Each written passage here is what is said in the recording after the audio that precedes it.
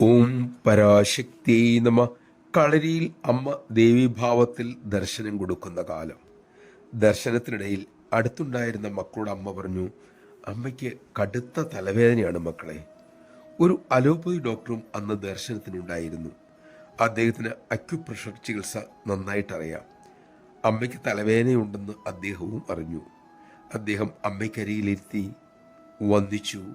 അതിനുശേഷം തൃപ്പാദത്തിലെ ചില മർമ്മങ്ങളിൽ വിരലുകൾ അമർത്താൻ തുടങ്ങി. അപ്പോൾ വേദന കുറയേണ്ടതാണ്.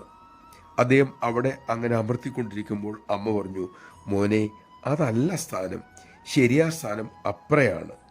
അമ്മ പറഞ്ഞ പാദത്തിലെ ആ ഭാഗത്ത് അദ്ദേഹം മസാജ് ചെയ്യുവാൻ തുടങ്ങി.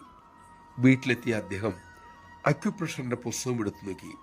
അമ്മ പറഞ്ഞെടുത്ത് തന്നെയായിരുന്നു യഥാർത്ഥ മർമ്മസ്ഥാനം. നമഃശിവായ. സർവജ്ഞയായ അമ്മ അമ്മയ്ക്ക് വേണ്ടി ഒന്നും നമ്മോട് ആവശ്യപ്പെടുന്നില്ല. നമ്മെക്കൊണ്ട് ഓരോന്ന് ചെയ്യിപ്പിക്കുന്നത് എല്ലാം നമ്മുടെ നന്മയ്ക്കായി. മറ്റൊന്ന്, അമ്മയുടെ മഹത്വം നമ്മെ ബോധ്യപ്പെടുത്താനായി.